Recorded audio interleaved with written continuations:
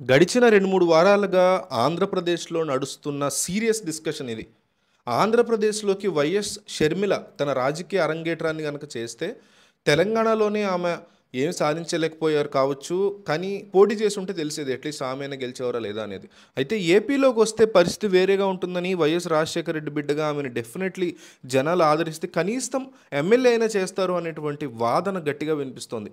అయితే ఏపీలో ఆమె అడుగు పెడితే గనక వైఎస్ ఫ్యామిలీకి లేదా వైఎస్ఆర్‌ని నమ్ముకుని, కాంగ్రెస్‌ని నమ్ముకుని దాని తర్వాత ఆ ఓట్ బ్యాంక్ అంతా కూడా జగన్మోహన్ రెడ్డికి షిఫ్ట్ అయిన ఈ పీపుల్, ఈ ఓట్లు ఏవైతే ఉన్నాయో, ఈ ఓట్ బ్యాంక్ ఏదైతే ఉందో, ఇది ఎంతో కొంత కోత పడుతుంది ఈ జగన్‌కి. డెఫినెట్‌గా ఇదంతా కూడా వైసీపీ నుంచి షర్మిలకి ఎంతో కొంత వచ్చే అవకాశం ఉంది. కానీ కేవలం 3 నెలలే ఉంది కాబట్టి ఏపీ ఎలక్షన్‌కి ఇప్పుడు ఆమె వచ్చిన పెద్దగా ఇంపాక్ట్ క్రియేట్ చేయకపోవచ్చు. పైగా ఆమె తన కొడుకు పెళ్లి హడావుడిలో కూడా ఉంటారు ఈ 2, 3 మంత్స్. సో రాకపోవచ్చు, వచ్చిన పెద్ద ఇంపాక్ట్ ఏమి ఉండకపోవచ్చు అనే వాదనలు వినిపిస్తున్న ఈ టైంలో మరొక కొత్త యాంగిల్ బయటకు వచ్చింది. అదేంటంటే జగన్మోహన్ రెడ్డి దగ్గరుండి మరి వైఎస్ షర్మిలని ఏపీలో రాజకీయానికి దింపుతున్నారని, అది త్వరలో జరగబోతోందని, అది జరిగిన తర్వాత జగన్ యొక్క మాస్టర్ ప్లాన్ జనాలకు తెలుస్తుందని. అదేంటంటే ఇప్పుడు 5 సంవత్సరాల ముందు, ఎలక్షన్‌గా 5 సంవత్సరాల ముందు గనక షర్మిల ఎన్నికల్లోకి నిజంగా వస్తే, 5 సంవత్సరాల కాలంలో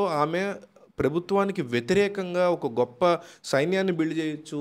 ఇన్నాళ్ల పాటు కాంగ్రెస్ పార్టీతో ఉన్నటువంటి వైఎస్ఆర్ ఫ్యామిలీ లేదా వైఎస్ఆర్‌ని ఇష్టపడే ఆ ఓట్ బ్యాంక్‌ని కాస్తంత గండికొట్టే పరిస్థితి ఉంటుంది. కానీ ఈ టైంలో ఎలక్షన్స్‌కి కొద్ది నెలల ముందు గనక ఆమె అడుగు పెడితే, ఇప్పుడు ఆమె చీల్చగలిగింది కేవలం ప్రభుత్వ వ్యతిరేక ఓటుని.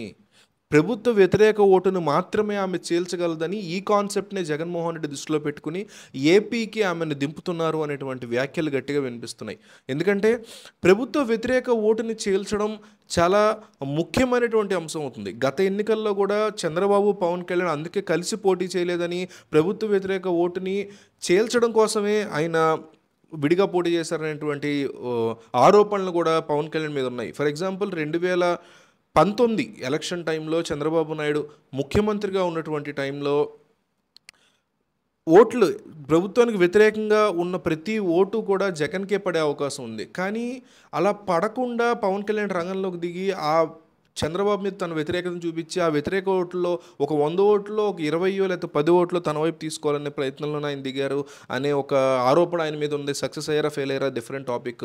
అయితే ఇప్పుడు అదే రకమైనటువంటి ప్లాన్తో తన చెల్లిని రంగంలోకి దించిపోతున్నారు జగన్మోహన్ రెడ్డి అనే ఒక కొత్త యాంగిల్ ఈ అంశంలో కనిపిస్తోంది. జగనే షర్మిల వెనకాల ఉండి రంగంలోకి దిగితే కనుక ప్రభుత్వానికి వ్యతిరేకంగా ఒక కోటి ఓట్లు ఉంటే, ఫర్ ఎగ్జాంపుల్, ఆ కోటి ఓట్లు కూడా వెళ్ళి చంద్రబాబుకే పడితే ఖచ్చితంగా ఆయనకి బెనిఫిట్ అవుతుంది. అట్లా కాకుండా ఒక 20 లక్షల్లో 10 లక్షల్లో ఆమె కనుక చీల్చగలిగితే ఎన్నో నియోజకవర్గాల్లో వేలల్లో తేడా వస్తుంది. కాబట్టి అది జగన్కి ప్రతికూలిస్తుంది, జగన్కి ఇది బెనిఫిట్ అవుతుందనే ఉద్దేశంతో జగన్ ఈ మాస్టర్ ప్లాన్ వేశారంటూ కొన్ని వర్గాల నుంచి డిస్కషన్ వస్తుంది. సో షర్మిల ఏపీలో అడుగు పెడితే ఏపీ ప్రజలు ఆమెను యాక్సెప్ట్ చేస్తారా లేదా? వెల్కమ్ అని చెప్పే ప్రతి ఒక్కళ్ళు, కామెంట్ చేసే ప్రతి ఒక్కళ్ళు ఆమెని వెల్కమ్ చేస్తున్నట్టు లెక్క.